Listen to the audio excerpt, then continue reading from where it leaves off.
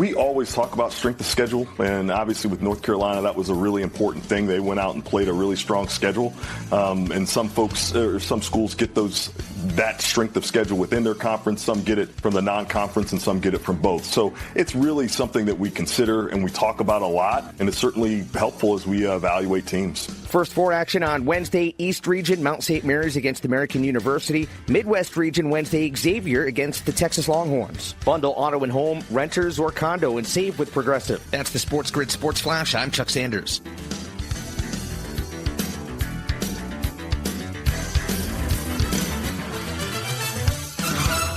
Mornings can start feeling the same. Wake up, brush teeth, go to work. But with breakfast from Wendy's, it's like, wake up, brush teeth, Baconate with a breakfast Baconator.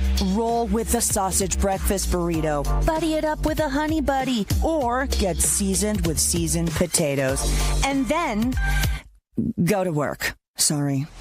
When you're ready for a fresh wake-up call, gotta be Wendy's. At participating U.S. Wendy's during breakfast hours. At Skechers, we put the S in comfort. Now, I know you're probably spelling comfort in your head and asking yourself, is that possible? Am I just a really bad speller? Look, I don't know your spelling aptitude, but Skechers most definitely put the S in comfort. Because Skechers is the comfort technology company and has developed fits and features that change everything you know about comfort. Like hands-free Skechers slip-ins, the ultimate in comfort and convenience. It's footwear you just step into and they're on, with no bending down. Find Skechers at a Skechers store, Skechers.com, or wherever stylish footwear is sold.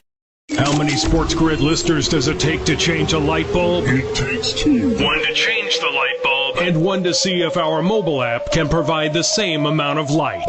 Get the winning edge. This is the SportsGrid Radio Network. You're listening to Football Full Circle with Joe Lisi and Ben Stevens. We welcome you to Football Full Circle. That is FFC live right here on SportsGrid Radio and Sirius XM Channel 159. He is the mastermind of the pigskin. That is Joe Lisi. I am Ben Stevens. We are early in the offseason, but the moves continue to happen all around the National Football League. We'll talk about the drama and still the outstanding quarterback carousel. What are the Steelers waiting for? Or is it Aaron Rodgers who is waiting on them? A lot to break down here over this hour up until 1 p.m. Eastern, with some new betting markets available in the National Football League, including those divisional championship odds for 2025's NFL campaign. A lot to get to here, Lisi Guy, in this hour on FFC. Yeah, we're seeing a lot of discussion as well in regards to the NFL draft, which will take place late April 24th and 25th. A lot of expectation that Cam Ward will be the number one quarterback off the board. More, I want to say, media hype and feedbacks around Shedeur Sanders. Mel Kiper put out his draft class and his draft mock list this past week. So this is what it's all about. You're going to start to see some movement as it relates to the NFL draft odds, the conference title odds. And to your point about the Pittsburgh Steelers, Ben, I brought this up yesterday. It just looks like they're an organization hoping that Aaron Rodgers saves them from potentially a disaster, because they do not seem to have a contingency plan in place. They don't seem to have one, obviously, since they drafted Kenny Pickett a few years ago to solidify their quarterback position, hoping that these veterans that they have signed over the past couple of seasons potentially save them from purgatory. And I just can't believe that Mike Tomlin, a winning coach and an organization that has won multiple Super Bowls, went into the 2025 season basically on a hope and a prayer. It is really what seems to be the quarterback situation for the Steelers, especially with the situation surrounding Aaron Rodgers. So let's start there, Lisa Guy. We'll talk some NFL draft later in the show and some college football as well a little bit later on here on FFC. Cam Hayward, one of the staples of this Steelers organization the last decade plus, one of the great defensive linemen we have seen in the last 5 to 10 years around the NFL, on his Not Just Football podcast that came out on this Tuesday, basically said he's tired of all the quarterback conjecture around the Steelers, and he's not going to great lengths to recruit Aaron Rodgers. Quote, "I ain't doing that darkness retreat. I don't need any of that crap. Either you want to be a Pittsburgh Steeler or you don't. It's that simple. That's the pitch. If you want me to recruit, that's the recruiting pitch. Pittsburgh Steelers. If you want to be a part of it, so be it. If you don't, no skin off my back. So it seems, Joe, not just that Cameron Hayward might be a little bit upset with Aaron Rodgers diddling his toes at this moment, but also just the Steelers, like you said, not really having that strong early offseason plan to address the quarterback situation. Yeah, and I think Cam Hayward's exactly right. I'm shocked that more organizations haven't had that type of approach in terms of Aaron Rodgers, but they're so desperate to have a starting quarterback this season and even last season with the New York Jets that you put up with the circus that is Aaron Rodgers on and off the field. So, again, I agree with Cam Hayward. Either you want to be a Steeler or you don't, but still, this team can't go into the regular season with just Mason Rudolph as the only option. I mean, if you're Pittsburgh, I would have did everything I could to potentially keep Justin Fields, throw even more money at him if that was the contingency plan. It just doesn't make sense that, okay, we have DK, we have George Pickens, we let Najee walk out the door, but we still have good running back talent. Now we're going to hope on basically a journeyman quarterback to save us and potentially challenge the likes of the best quarterback in the AFC or one of in terms of the top two, maybe with Lamar Jackson and Joe Burrow. Just doesn't make any sense, Ben. And Joe, what made it all that more fascinating with the trade for DK Metcalf from Seattle was the idea that, sure, the Steelers had some pieces on the outside with the addition of DK Metcalf now, of course, opposite George Pickens. You bring back Jalen Warren, you add Kenneth Gainwell. All that's fine and dandy. You still don't have the guy distributing the football offensively. Even DK Metcalf, when he was brought to Pittsburgh at his introductory press conference, said, quote, "This is a historic organization. They've done the recruiting before I even got here, so whoever wants to come here and try to win as many games as we can, they can join us. But if not, good luck on the other side." And that's the guy that is directly going to be on the receiving end of whoever that quarterback is going to be. And Joe, already, right, if Aaron Rodgers wanted to change his tune, if Aaron Rodgers at the age of 41, completing 20 NFL seasons, was just about business, was just about football, and he still wanted to play moving forward past his second decade into the National Football League, you would have thought he would understand.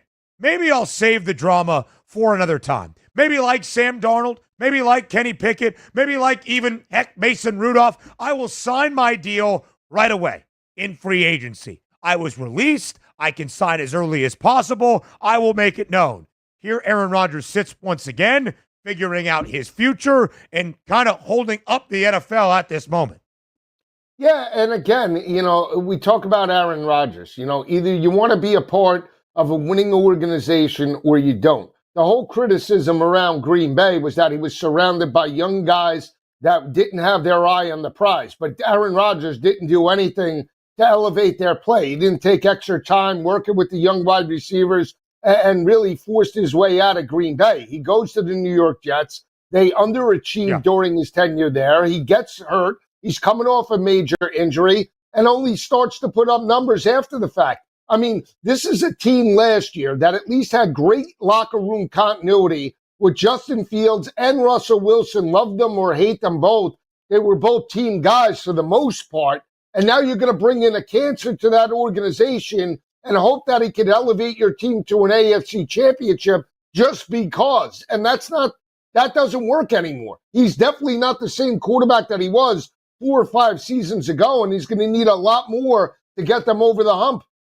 2 years ago, right at this time, Aaron Rodgers emerged out of the darkness to tell us he wanted to play for the New York Jets. But he was not a free agent, as Lisi just laid out right there. The Packers had to trade him. That took some time to formulate a deal for both sides that benefited both clubs. Aaron Rodgers does not have to wait for a trade. Aaron Rodgers right now could say, I want to play here. I am signing a deal here. And Joe, when he held up the NFL in the offseason drama back in 2023, this was still a guy that just 2 years prior had won back-to-back MVP awards. He had one of the worst years of his career in 2023, of course, was injured with an Achilles rupture in 2024, and was rather mediocre in 2024.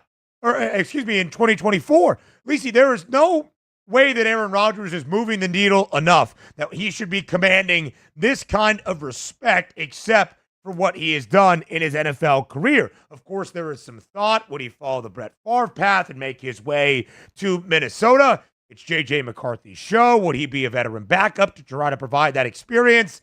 Who knows? The Vikings haven't necessarily said, we're not interested, or at least that has not been reported as of this moment, more so that they're invested in developing J.J. McCarthy than any other veteran option at that starting quarterback role. And Lisi, we'll talk about the division odds on the other side of the break, but this all goes back to say, Aaron Rodgers is not a needle mover. If the Steelers added him, it does not make them a conference contender in the AFC. Yeah, he's not better than Josh Allen. He's not better than Lamar Jackson. He's not better than Joe Burrow. He's certainly not better than Pat Mahomes. There's four of the top five, four top teams in terms of the AFC, right? Is he better than Tua? I don't know. When Tua's on, he puts up better numbers than Aaron Rodgers does. We could go through the whole list. I don't even think he's better than Justin Fields at this point in his career. Yeah, so we'll continue to discuss on the other side of the break, not just Aaron Rodgers, but what it means for the AFC, what it means for the outlook division by division and around the conference with new divisional title odds out on the FanDuel Sportsbook. That's next on Football Full Circle.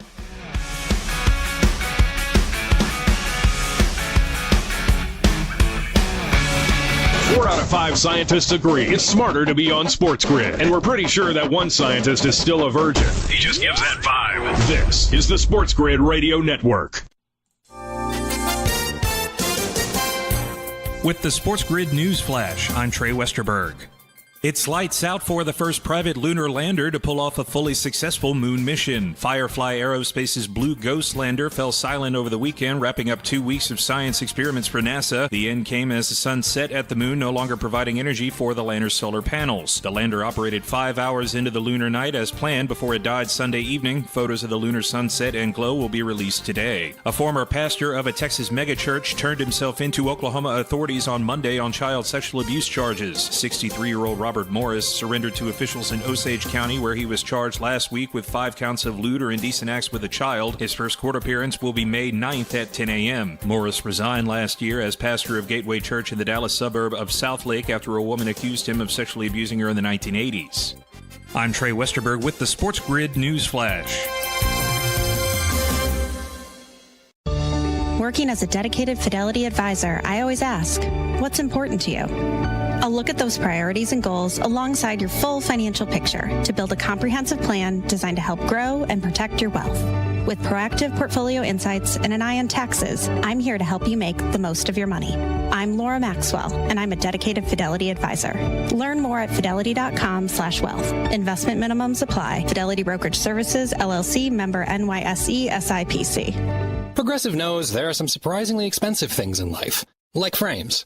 Because you found a classic 70s concert poster. But when you went to get it framed, you realized the frame will cost about 4 times the amount of the poster. Which is actually absurd because no one will be looking at the frame, and if they are, then you severely overestimated how cool this poster is.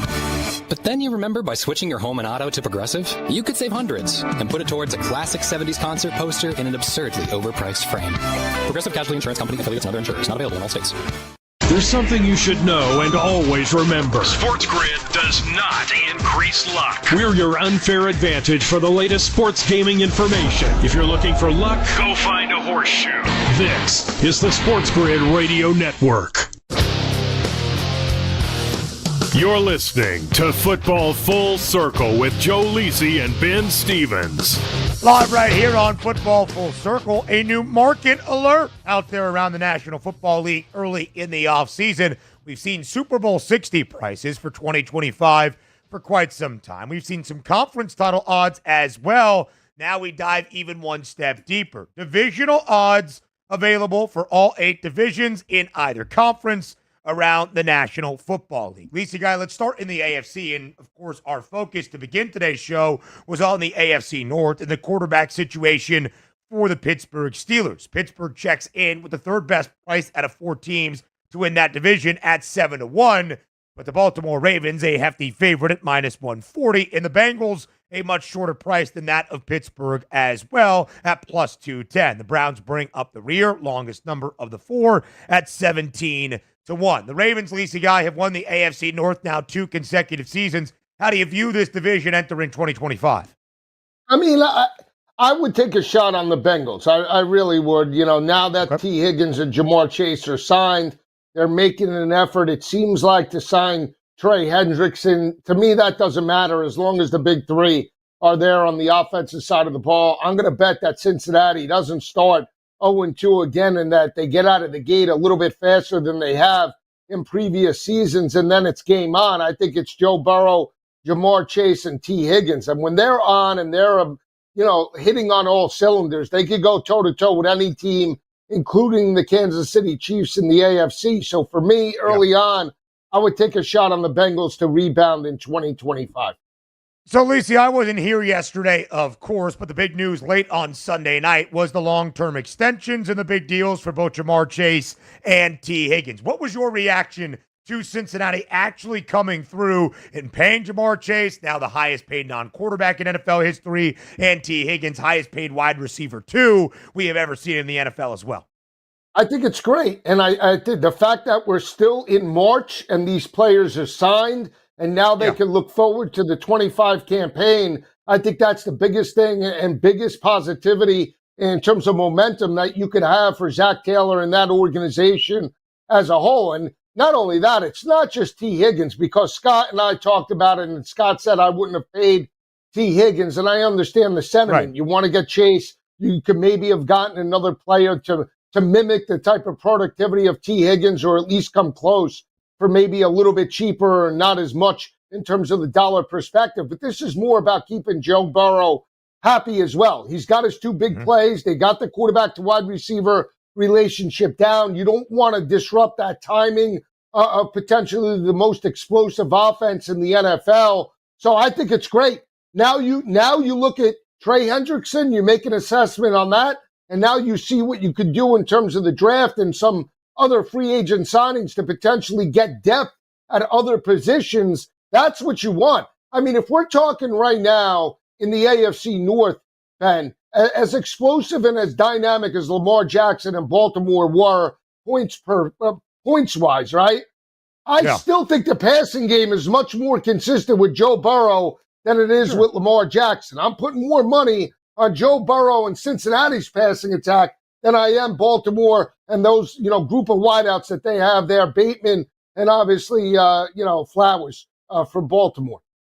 And where things stand right now, Joe, in Cincinnati, that passing attack is going to have to be lethal. They are going to have to put up 5-6 touchdowns a game, it would seem, to win. That's the issue for Cincy. We'll see what they do with Trey Hendrickson, who they have not dealt just yet, although he has been given permission to seek out trades. Are they going to pay him, as they did back up their word and eventually pay T. Higgins and Jamar Chase? I would say I don't have an issue with either guy being paid. They are certainly worth it. I still do believe, although Cincinnati finally came through, they have not done their organization any favors. They could have had this financial flexibility last offseason, 2 years ago, paying T.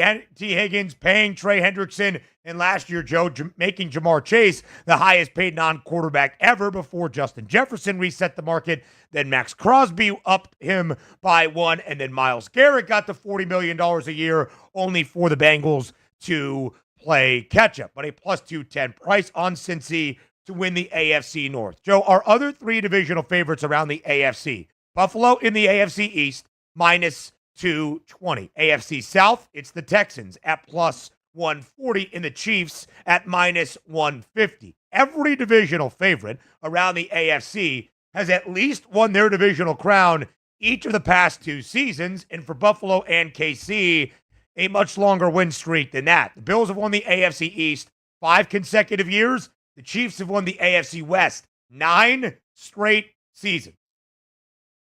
Yeah, they have. And again, the Chiefs are the team to beat. I mean, the Chiefs, for me, are the team in the AFC. Until you knock them off, I can't bet against them. I mean, early on, right? First month of the season, you want to take a shot depending upon how these teams start.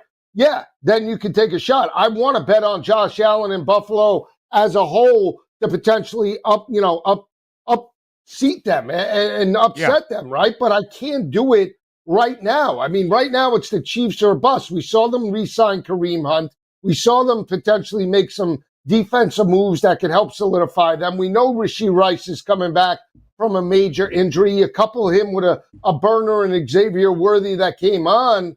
I mean, Ben, the only team, so it's the Chiefs and everybody else right now. Which one has the value from the AFC, right? I think Cincinnati because of the price. I think some other teams, again, depending upon where Buffalo goes in the draft, if they get another big playmaker based off, the draft, a wide receiver to couple with Josh Palmer, I'm willing to take that shot. I can't buy into the Chargers right now. I want to. I think they're an upstart team. But outside of Ladd McConkey, I can't bet on Quentin Johnston to be the guy in 2025 when he drops half of his passes. So until we see these free agent moves and NFL draft, it's the Chiefs and everyone else at this point.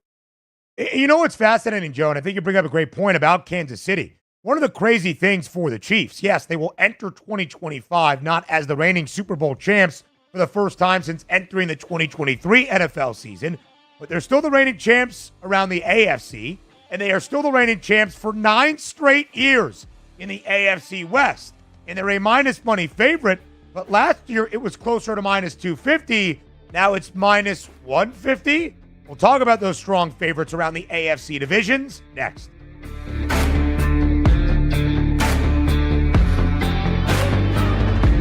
There's smart and there's not smart. Not smart is hope as a strategy. It's smarter to be on SportsGrid. Keep it here and win. This is the SportsGrid Radio Network.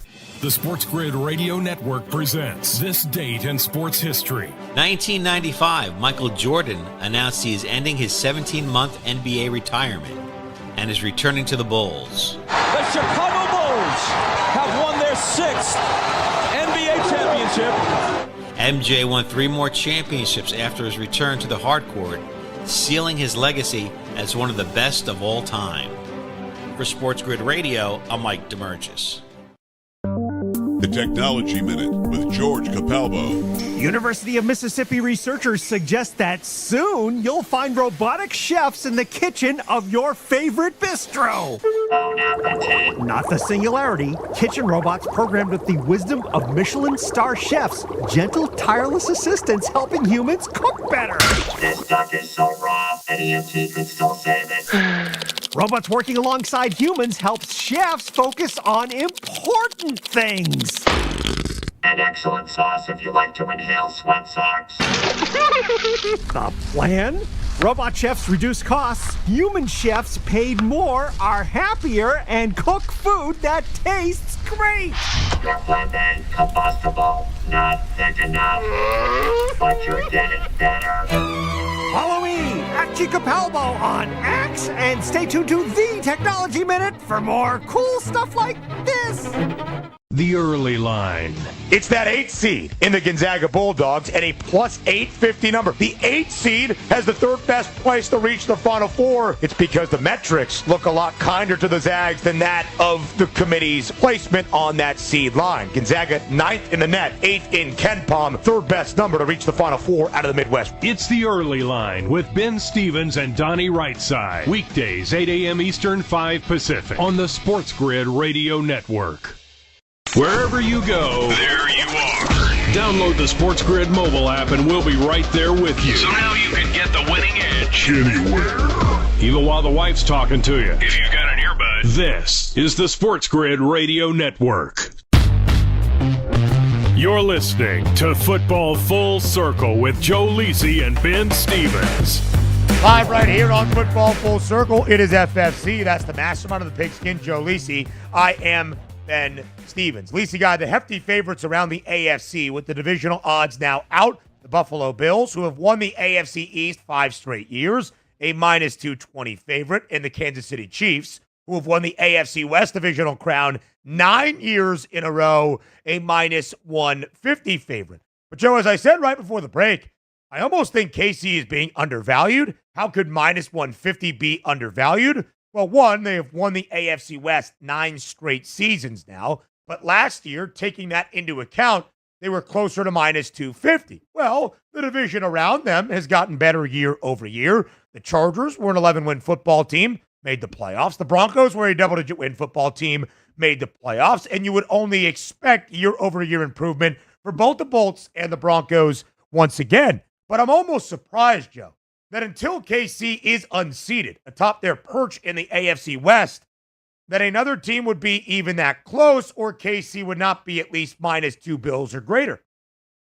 Yeah, I mean, it's tough. I mean, KC, I mean, you think about it, right? I mean, LA, you would think would be the next team like to really close the gap. But again, they have so many question marks regarding their offense. And even though they made it to the playoffs and overexceeded expectations, who were they going to get, to challenge the Kansas City Chiefs? They need better playmakers. And one of their wide receivers is out the door in terms of Josh Palmer. Ladd McConkey was a great addition, but is Disley an above average tight end? I don't think so. The running backs, with Najee Harris now, good. Is it elite? We'll see if Najee could channel what he had in terms of Tuscaloosa. Right.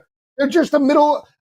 Again, they could show glimpses of success, but look at some of the games that they played down the stretch. They get abused by Tampa Bay, get blown out in their building. They get abused in the second half by Houston in the playoff loss. That's the problem, I think, when I look at big picture for the LA Chargers. And then, with Denver, we're just hoping that Sean Payton found lightning in a bottle with Bo Nixon. Maybe he did. But you're telling me there's going to be no regression with that team whatsoever? They're just going to, pick up and get back to the playoffs? It's possible, but I'd bet against it. I mean, the one constant that we know time and time again is Pat Mahomes. And now, hopefully with the emergence of Xavier Worthy, and now with Rashee Rice, hopefully even at 85 to 90%, they're going to be there. They're going to be a 12 to 13 win football team yet again, and that's good enough, in my opinion, to win the West. Every year that Patrick Mahomes, Joe, has been the starter, they have won the AFC West. Every year, even beyond that, for 9 straight, they have won the division. Every year Mahomes has been the starter, they have also won at least 11 games, 12 plus in 6 of those 7 seasons. I don't really see that changing. And you're right, close the gap. Because when the Chargers and the Broncos make the postseason, have they made the moves this time around to get better? I think the Broncos have made some nice defensive moves, the acquisition of Dre Greenlaw, but that gap, even as the odds makers will tell you, is much wider between KC and Denver than the one between KC and LA. The Broncos at 5-1 to win the AFC West, the Chargers at plus 330. I believe in Jim Harbaugh. He's an organizational builder from the very jump. But Joe, what's the biggest issue plaguing the Chargers right now? Wide receiver help, right? To make sure that Justin Herbert has all the pieces necessary. They have not made a move there.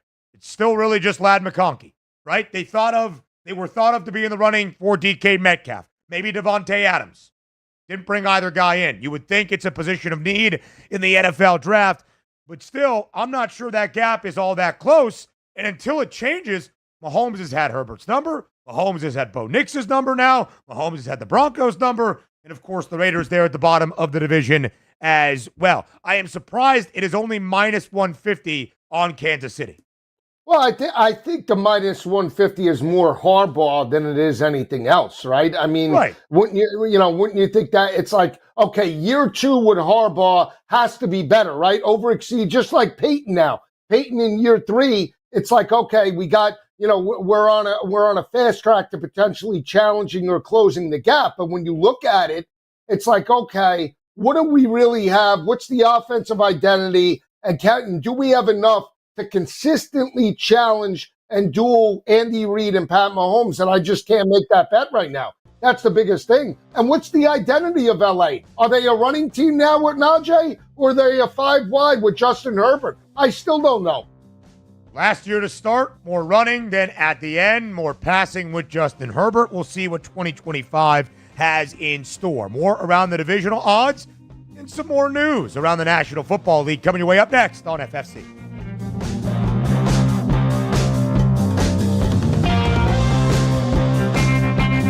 The winning edge. You've got it. But not everybody has it, because not everybody listens to us. But we're working on that. This is the SportsGrid Radio Network. Progressive presents the SportsGrid Sports Flash. I'm Chuck Sanders. The NCAA Women's Basketball Tournament starts on Wednesday. First four action, Regional 3. Princeton battles Iowa State. Then Regional 1. First four action at Southern against UC San Diego. Regional 2 first four on Thursday. Washington against Columbia. Regional 3 Thursday. William and Mary battles High Point. Men's first four action today. St. Francis of Pennsylvania takes on Alabama State in the South region. Then North Carolina battles San Diego State. First four action tomorrow, East region. Mount St. Mary's against American University. Midwest region, Texas collides with Xavier. The Major League Baseball regular season officially starts today in Tokyo. 6:10 a.m. first pitch between the Cubs and the Dodgers. Yoshi Yamamoto starts for Los Angeles, while Shota Imanaga gets the nod for the Cubs. Bundle auto and home, renters or condo, and save with Progressive. That's the SportsGrid Sports Flash. I'm Chuck Sanders.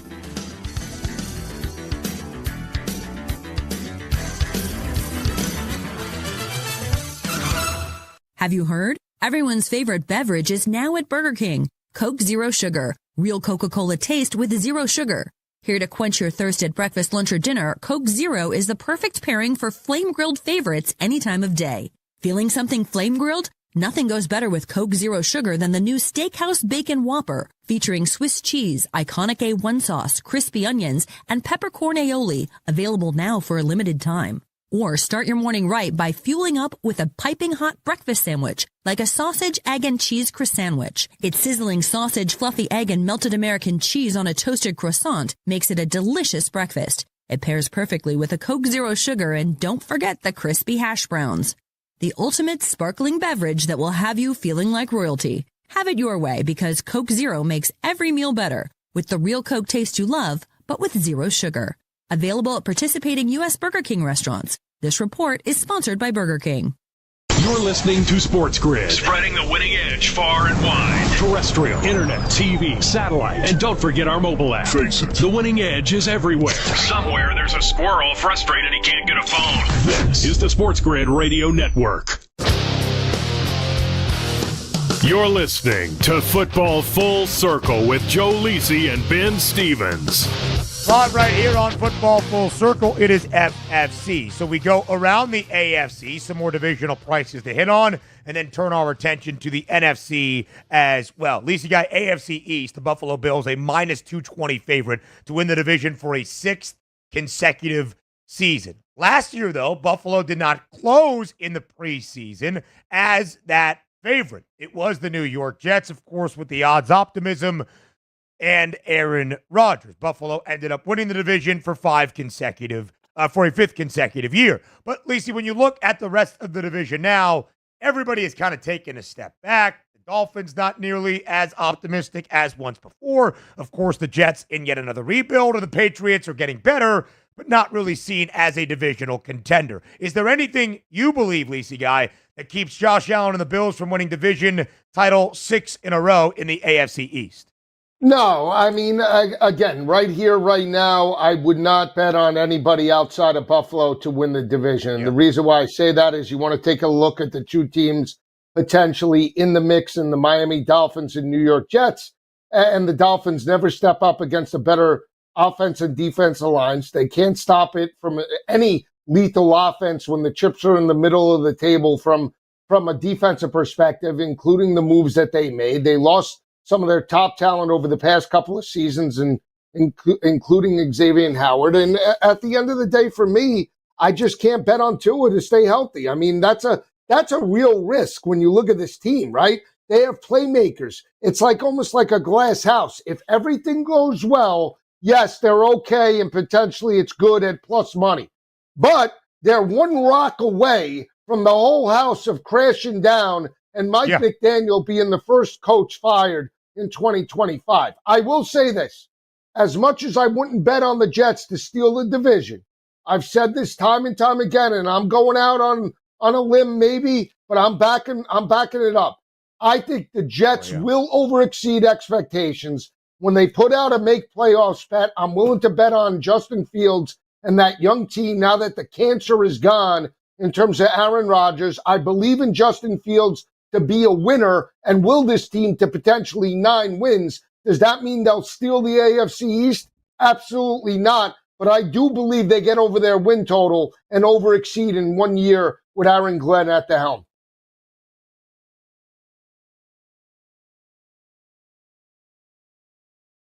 All right.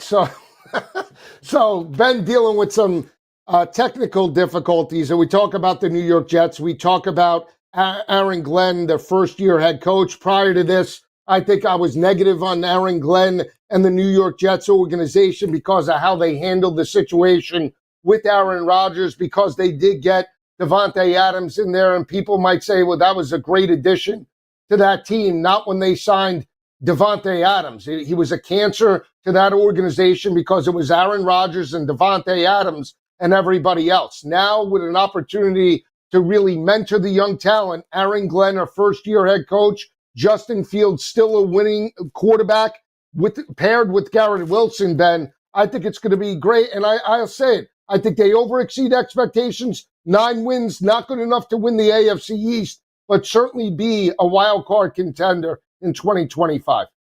13-1, longest price of the four game green to win the AFC East. So maybe you stay away from that one, but sounds like some plus money. Alternate win totals, playoff numbers that Joe Lisi will be targeting when those numbers come out later this offseason. Lisi guy, AFC South is compelling. The Texans have now won the division for 2 straight years. They are booked as a favorite entering year number 3 under C.J. Stroud and DeMeco Ryans. They are rightfully so, in my estimation, booked as the favorite, but the team only a buck behind them.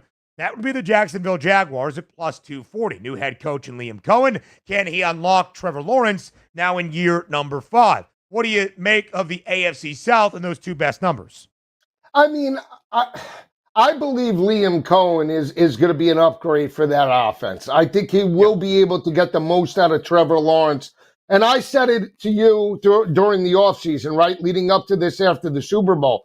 I thought it was one of the most, appealing, jobs out there because of the young talent, right? Because of Tank Bigsby, because of what you had in terms of Travis Etienne, because of the young quarterback in Trevor Lawrence, because you had some playmakers, obviously Brian Thomas Jr., but Parker Washington and those young wide receivers. I thought they could coach them up. So again, if we're talking right here, right now, yes, it's still Houston to me, Ben, but I'm willing to take a shot with Liam Cohen. I mean, what he was able to do with Tampa Bay and Baker Mayfield and really elevate that offense to the next level, the emergence of Bucky Irvin, I think they're going to be right there. I mean, I don't think they're going to be out of the woods. I don't see this team as being a 6 or a 7-win football team. I think they could be in the area 10 or 11 wins. Yeah, I would agree, Joe. I really look at this Jacksonville Jaguars team as giving the Texans a test in the AFC South. I think they have had a great offseason. I'm excited to see Trevor Lawrence and Liam Cohen's offensive system. We'll see about the rest that they have out there. A couple of changing faces, of course, in the wide receiver room. Christian Kirk is gone. Evan Ingram is gone. But Brian Thomas Jr., a sensational rookie season. Now let's head over to the NFC, the divisional favorites in our 4 divisions. No surprise, the reigning Super Bowl champs in the Eagles, minus 170 to win the NFC East. The Lions, for a 3rd straight year, booked as a favorite in the NFC North, at plus 110. The Bucs, who have won the NFC South for 4 straight seasons, plus 150 in that division as the favorite. In the 49ers, Joe, plus 125, the favorites in the NFC West. I would say both you and I like the Rams number then at plus 230, but it's not overly shocking knowing that the odds makers have loved San Francisco to have the Niners as the favorites. Yeah, can't bet that number, though. I just can't because, again, the unknown. Now, there's some talk that potentially Brandon Ayuk might be on the move, maybe in a trade value to the New England Patriots. We've heard about those rumblings potentially. Here's the thing. The unknown, right? What does Ayuk come back and give you? What does Christian McCaffrey come back and give you? Are they the same players that they were prior to the injuries? Are they 100%? Are we expecting this team to just bounce back and say, yeah, we could walk out there and potentially win 11 or 12 games and win the NFC West in terms of dominance? I don't think so. I mean, outside of Seattle, that has some question marks on the offensive side of the ball at the wide receiver position, I think Arizona is going to be better with Kyler Murray and Marvin Harrison and Trey McBride and Connor and that offense. Obviously, now the addition of Devontae Adams and the LA Rams. I mean, it's not easy for the 49ers to now just walk through the NFC West. So my money would be on the Rams, but I said this the other day. The 20-1 number to potentially win the NFC Championship on Arizona is sort of intriguing because of the playmakers that I know it's Kyler, but I think Gannon has done a pretty good job,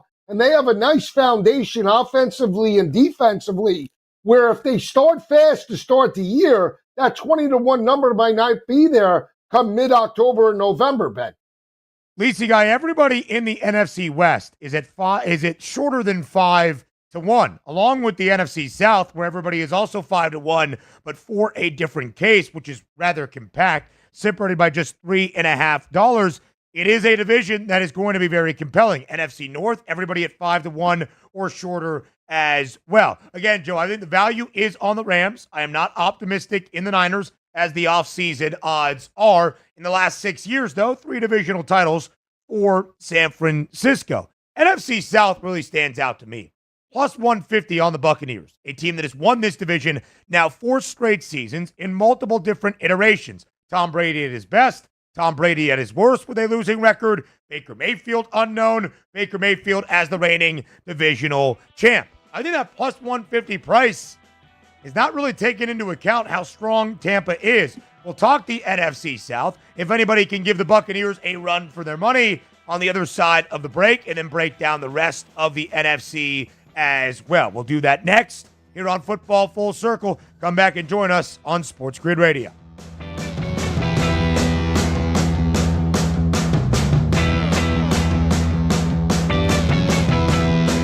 Saying every SportsGrid listener is a legend, but you might start thinking about who's going to play you in the movie. Just saying. This is the SportsGrid Radio Network. With the SportsGrid News Flash, I'm Trey Westerberg. It's lights out for the first private lunar lander to pull off a fully successful moon mission. Firefly Aerospace's Blue Ghost lander fell silent over the weekend, wrapping up 2 weeks of science experiments for NASA. The end came as the sun set at the moon, no longer providing energy for the lander's solar panels. The lander operated 5 hours into the lunar night as planned before it died Sunday evening. Photos of the lunar sunset and glow will be released today. A former pastor of a Texas megachurch turned himself into Oklahoma authorities on Monday on child sexual abuse charges. 63-year-old Robert Morris surrendered to officials in Osage County, where he was charged last week with 5 counts of lewd or indecent acts with a child. His first court appearance will be May 9th at 10 a.m. Morris resigned last year as pastor of Gateway Church in the Dallas suburb of Southlake after a woman accused him of sexually abusing her in the 1980s. I'm Trey Westerberg with the SportsGrid News Flash. With Fidelity Wealth Management, a dedicated advisor gets to know you and your goals to build a comprehensive plan to help grow and protect your wealth. Backed by a team of specialists, they'll analyze all your accounts, even the ones they don't manage, to keep an eye on taxes and provide proactive portfolio insights that can help you unlock your wealth's full potential. Learn more at fidelity.com/wealth. Investment minimums apply. Fidelity Brokerage Services, LLC. Member NYSE SIPC. Progressive knows owning a home can be hard, but not always. Like when you're relaxing on your patio, enjoying a nice, quiet evening. So quiet. Except for the sound of the neighbor's party. Which you said you'd go to if you weren't busy. And your quiet night on the patio, that's not exactly busy, is it? Maybe you should just stay inside. At least Progressive's Home Quote Explorer lets you easily compare rates, so shopping for insurance is the easiest part of owning a home. Progressive Casualty Insurance Company affiliates and third-party insurers. Comparison rates not available in all states or situations. Prices vary based on how you buy. Ask any player and they'll tell you any advantage is important. That's where we come in. SportsGrid delivers gaming strategies and analysis 7 days a week. The winning edge. It's your advantage to more winning more often. This is the SportsGrid Radio Network.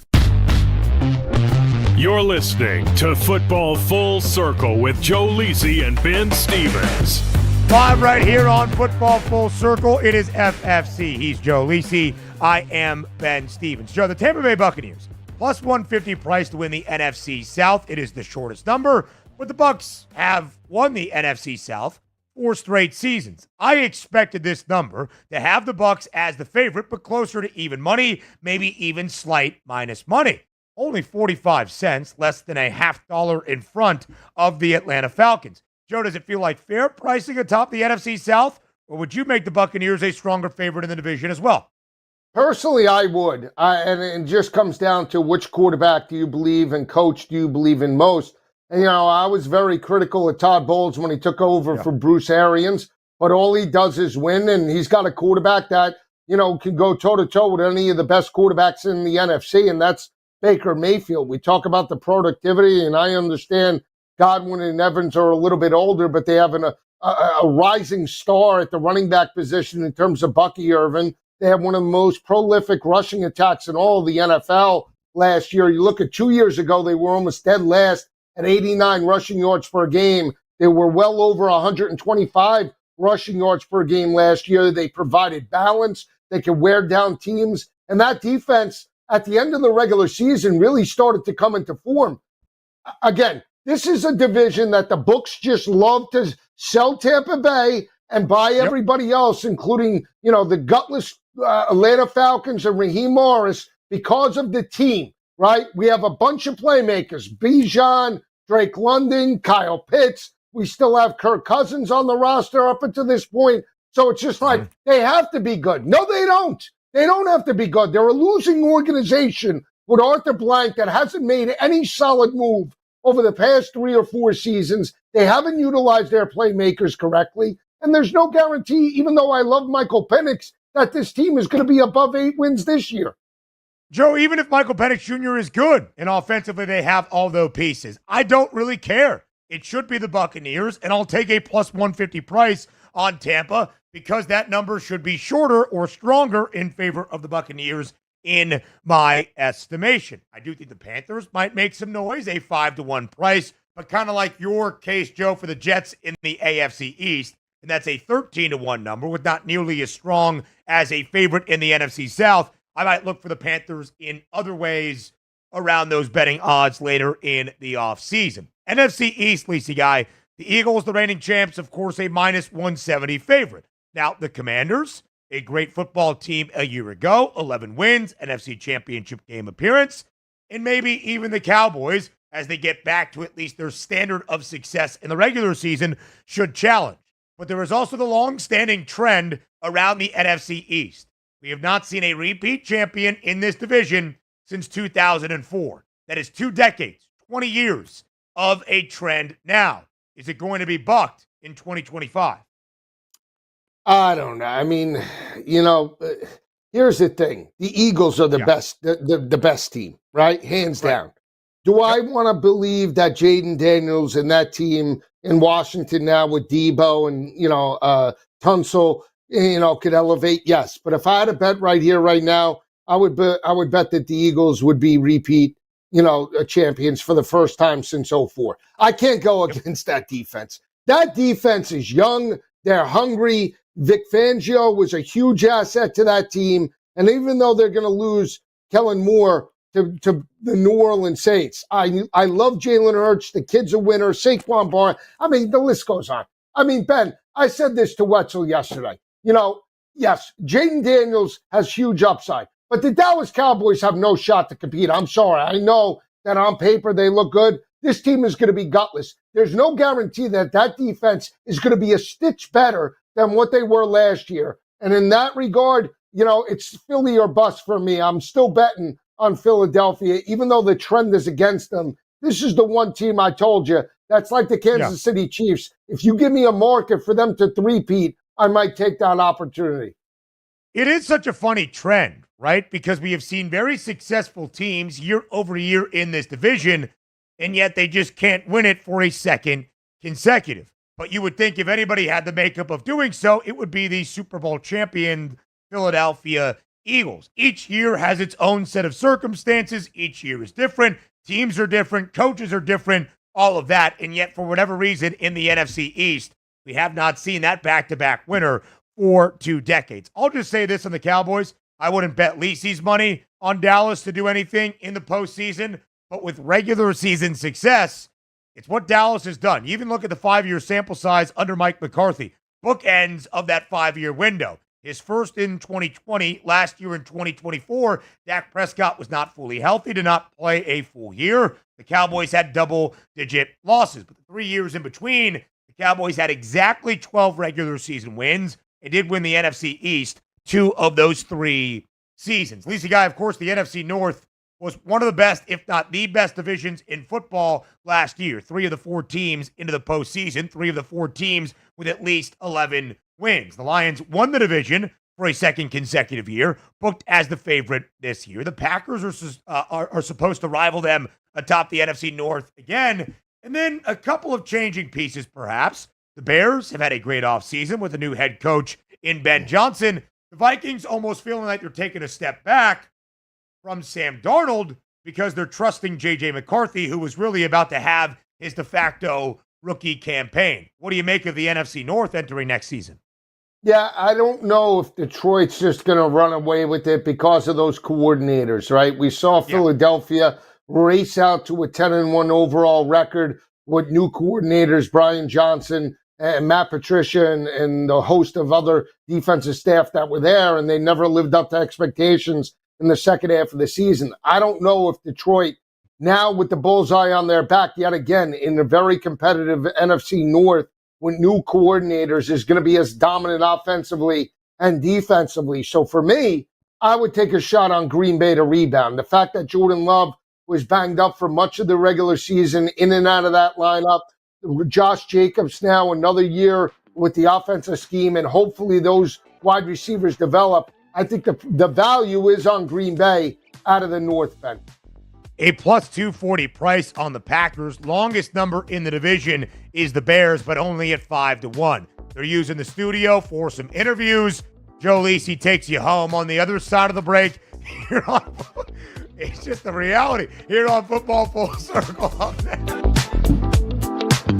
Luck is winning the lottery. Strategy is settling your divorce before cashing in the ticket. It's smarter to be on SportsGrid. Get the winning edge. This is the SportsGrid Radio Network. SportsGrid TV and radio networks are the premier streaming video and audio channels dedicated to serving the sports wagering audience. Found on major smart TV platforms and streaming on SportsGrid Radio and Sirius XM Channel 159. SportsGrid's real-time data, expert commentary, and entertaining analysis transform viewers into informed sports enthusiasts. Our weekday radio lineup begins with the early line at 8 a.m. Eastern with Ben Stevens and Donnie Rightside. Donnie joins Kevin Walsh on Money Line at 11 a.m. Eastern, followed by Football Full Circle at noon Eastern. Kaplan and crew join the party at 1 p.m. Eastern, and Pharrell Coast to Coast keeps things rolling from 3 to 6 p.m. Eastern. Get in the mix with Kevin Walsh and Game Time Decisions at 6 p.m. Eastern. Evenings simmer with Carver and Lisi, then boils over with Gabe Moritzi on Sports Rage Late Night at 10 p.m. Eastern. To find out where to find SportsGrid that's best for you, go to sportsgrid.com. It's smarter to be on SportsGrid. Imagine combining the exciting investment opportunity of cryptocurrencies with the power of artificial intelligence to maximize your IRA, 401k, or other investment funds. Listen, if you're looking for ways to accelerate your retirement growth, Block Trust IRA has market-leading strategies and solutions for all levels of investors, from $1,000 to millions. And they partner with Bitcoin Magazine's #1 crypto trading fund in the world to maximize your returns. Plus, their team of IRA specialists is here to help you roll over your IRA or qualified retirement account to the new world of cryptocurrency investments. So make this free call right now to set up your account and learn more. 800-434-5313. 800-434-5313. 800-434-5313. That's 800-434-5313. Think of us as your cool roommate that has this innate gift of somehow always picking winners and never bugs you about doing the dishes or paying rent. Sports gaming strategies and information 24/7. Get the winning edge. This is the SportsGrid Radio Network. You're listening to Football Full Circle with Joe Lisi and Ben Stevens. All right, back on Football Full Circle. Ben will be on tomorrow afternoon for Football Full Circle from 12 to noon. We'll get you set and updated on the conference championships odds. We talked about it yesterday, the prop bets for the quarterbacks. There's a couple of prop bets up for the receivers this year up on FanDuel. They do have Devontae Adams listed for the LA Rams, and they do have DK Metcalf. Both the same number, 925.5 yards. You look at Devontae Adams and the productivity with Aaron Rodgers towards the end of the year, now implemented in the offense with Puka Nacua and Matt Stafford, 925.5 seems like a doable number. I mean, it's minus 114 either way. You have Kyron Williams and the rushing attack, a balanced offense, but you got to believe Davante Adams, the way he played towards the end of the regular season, and especially in two games in particular. You look at the game against Jacksonville, you look at the game at the end of the regular season against the Buffalo Bills, you got to believe that Davante Adams with Matt Stafford can put up those 925 receiving yards this year. DK Metcalf is interesting. If you told me that it's Aaron Rodgers or you told me that it's going to be a veteran quarterback, I would say potentially yes, the 925.5 is potentially within the realm of possibility. But right here, right now, mid-March, not knowing if Aaron Rodgers is going to be the quarterback under center next year, knowing that there isn't a contingency plan for the Pittsburgh Steelers, it's Mason Rudolph right now, I might sell this 925.5 for DK Metcalf. You know that George Pickens is in the lineup. You know that Arthur Smith and that team as a whole have had an identity problem, even when Russell Wilson was instilled as the starter, right? The first couple of games that Russell Wilson started on behalf of Justin Fields, he did throw for well over 250 yards. Those were against wins against the New York Jets and the New York Giants, respectively. Those were in terms of just mediocre, bad defenses. And then towards the end of the regular season against above average defenses and against playoff competition, Russell Wilson only threw for 174 passing yards per game over the last 6 weeks of the regular season and playoffs. Is that going to be the identity, even though DK Metcalf and George Pickens are in the lineup? The hope for the Pittsburgh Steelers is that you're going to open up the offense. But if you don't have a playmaker at the quarterback position that can challenge defenses over the top, and Aaron Rodgers doesn't decide to be the quarterback for 2025, and you're relying on potentially Mason Rudolph or another free agent signing, I would sell this number right here, right now. There's no guarantee that DK Metcalf in this offense is going to put up those type of numbers, sharing time or splitting the football with George Pickens. So that would be a bet that I would keep an eye out on, depending upon the decision for Aaron Rodgers to make this bet in March. A couple of others we went through, player futures. Saquon Barkley, his numbers are up. We talked about the quarterbacks as it relates to passing yardage yesterday with Scott. They do have quarterbacks to throw for 30 and 40-plus touchdowns this year. You look at it right now, what's interesting is that Joe Burrow is not on the list. They have Lamar Jackson, Pat Mahomes, Josh Allen, Sam Darnold, Jalen Hurts. Jalen Hurts to throw 30 touchdown passes is 5-1. Sam Darnold is plus 490. Josh Allen plus 135. Pat Mahomes plus 120, down from 130. He was about 130, 135 at the start of the week. And Lamar Jackson, even money at plus 100. 35 touchdown passes has Jalen Hurts at a 13-1 number, Josh Allen at plus 410, and Sam Darnold at 12-1. Now, when Scott and I talked about the quarterback props, if you're banking on Sam Darnold to duplicate what he had last year from Minnesota, 36-plus touchdown passes, that's a 12-1 number, but his season-long touchdown prop is only 20.5, and it's juiced to the under. So that is a significant drop-off in terms of about 15 touchdown passes from where the book is assessing Sam Darnold in the Seattle offense with JSN. So I wouldn't make that bet right here, right now. Jalen Hurts is the player you got to keep an eye out on, and Josh Allen, to me, now with Josh Palmer involved in that offense, you do have two above-average tight ends in Kincaid and Knox, and you do have Khalil Shakir. We'll see you tomorrow on Football Full Circle. For Ben Stevens, Danny Ohlers, I'm Lisi. Have a great day, everyone.